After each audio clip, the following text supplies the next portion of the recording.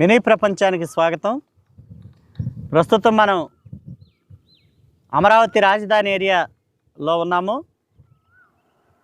నేలపాడు, వెలగపూడి సమీపంలో రాష్ట్ర హైకోర్టు సచివాలయం కూడా ఉన్నాయి. ఇక్కడ 2014-19 మధ్యకాలంలో చంద్రబాబు నాయుడు ప్రభుత్వం కొన్ని నిర్మాణాలను చేపట్టడం జరిగింది. ఇవన్నీ కూడా ఐఏఎస్లు, ఐపీఎస్లు, తర్వాత ముఖ్యమైన ప్రజాప్రతినిధులకు క్వార్టర్స్ అని నిర్మించడం జరిగింది. ఆ తర్వాత వచ్చిన జగన్మోహన్ రెడ్డి ప్రభుత్వం వీటన్నిటిని పట్టించుకోకుండా వదిలేయటం వల్ల ఈ ప్రాంతం అంతా కంపతో నిండిపోవటం జరిగింది. కూటమి ప్రభుత్వం అధికారంలోకి వచ్చిన తర్వాత మీరు కనుక గమనించినట్లయితే ఆ బిల్డింగ్లన్నిటికీ తిరిగి రంగులేయటం జరుగుతూ ఉంది. ఏవైతే అసంపూర్తిగా పనులు ఆగిపోయి ఉన్నాయో ఆ పనులన్నిటిని కూడా పూర్తి చేసే పనిలో కూటమి ప్రభుత్వం ఉన్నట్లుగా అర్థమవుతూ ఉంది. ఈ పనులు అన్నీ చురుగ్గా సాగుతున్నట్లు ఇక్కడున్న స్థానికులు కూడా చెప్తా ఉన్నారు. గమనించినట్లయితే ఇటు ప్రక్క బిల్డింగులు కూడా గతంలో ఈ పనులన్నీ ఆగిపోయినాయి. ఇప్పుడు ఇక్కడ కూడా వివిధ ప్రాంతాల నుంచి కార్మికులను పిలిపించి ఆ పనులు కూడా తిరిగి ఆరంభించారు.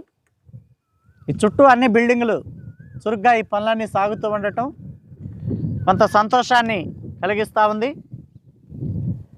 ఈ బిల్డింగులు కనుక ఒకవేళ పూర్తయితే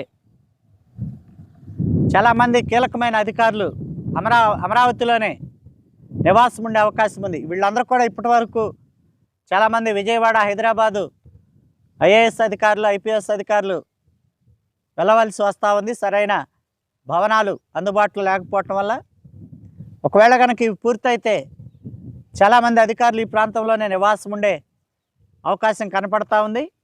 ఇక్కడ ప్రస్తుతం జరుగుతున్న పనులు కనుక మనం గమనించినట్లయితే కూటమి ప్రభుత్వం చెబుతున్నట్లుగా రానున్న 4-5 సంవత్సరాల్లో గణనీయమైన అభివృద్ధి తాలూకు పనులైతే పూర్తయ్యే అవకాశాలు మెండుగా కనపడుతూ ఉన్నాయి. ఒకవేళ అదే కనుక జరిగితే ఆంధ్రప్రదేశ్ ప్రజలు, ప్రపంచవ్యాప్తంగా ఉన్న ఆంధ్రులు కలలుగానే ఒక నూతనమైన రాజధాని అందుబాటులోకి రాబోతూ ఉంది. దీని సమీపంలోనే నారా చంద్రబాబు నాయుడు గృహం కూడా శంకుస్థాపన జరిగి పనులన్నీ కూడా ప్రారంభమైనాయి. ఇదంతా కూడా రాష్ట్రంలో జరుగుతున్న ప్రస్తుత అభివృద్ధి తాలూకు వీడియోలుగా వీటిని చెప్పవచ్చు.